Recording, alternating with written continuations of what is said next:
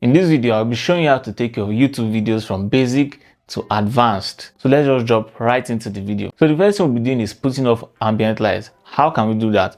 Now, what you can do is put off all electric bulbs. Use your curtain to block off natural light spilling into your room. Just put off all lights. To make it safe, let's make sure the scene is black. When you put on your camera, make sure the scene is black, like pitch black. You can't see anything. There are many ways to light a video. You can use one light setup. You can use two light setup. It just depends on what you want to do with kind of lighting. So, but in this video, I'll just show you the basic so we can build on that. The next thing we're doing is introducing our main light. And most times the main light is usually harsh, but I'll show you how to make sure it's soft like this. So I'm using the Sute Photo P100 RGB light. What I like to do with that kind of light setup is most times I like to make sure it's 45 degrees from me and slightly above me, so that the light will be coming down on my face, and make sure this part of my face is darker than the right side of my face. The right side of my face. But in your own case, the light can be directional to you. It can be anyhow you want to do it. But this is just a personal preference of how I like to light my own YouTube videos. So I make sure the light is slightly above and 45 degrees away from me.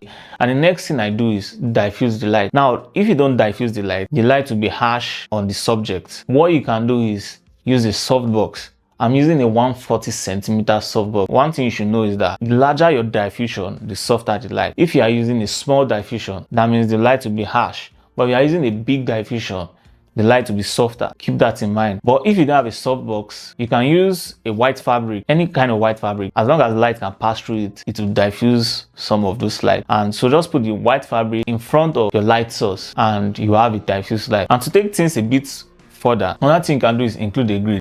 It's not necessary, but it's just, like I said, personal preference. Now let me show you the function of a grid. A grid makes sure your light has direction. As you can see in this video, the light behind me is kind of dark. The background is a bit dark, and that is because I used a grid. So the grid makes sure the light is coming straight on me and not spilling around the room. So that is the function of a grid. If you don't want a grid, if you want your background to be lighter, you can use it that way. Now we have the main light setup. If you want to take things a bit further, you can introduce a kicker light or a backlight by just putting the light behind you. But for this video, we'll not be doing that. I have a video linked up here that talks about including a kicker light or a backlight. So, and you can still introduce a few lights if you want. But like I said, it depends on what you want. So it's a person. There's no rule whether you're using one light setup or two light setup or three light setup. It just depends on how you want to light the scene. So now that we have solved the lighting aspect, which is like the majority part of the video, let's move to the audio. Now when shooting for YouTube, the microphone in your camera is not audible enough because the distance between my camera and me is very far, like it's very far from me. So every camera has a mic. If you're using a phone or you're using a digital camera, there's always a mic, but it's not enough. So you need an external mic. As you can see here, I'm using a forgotten name. I'll put it on the screen. I'm using an external mic.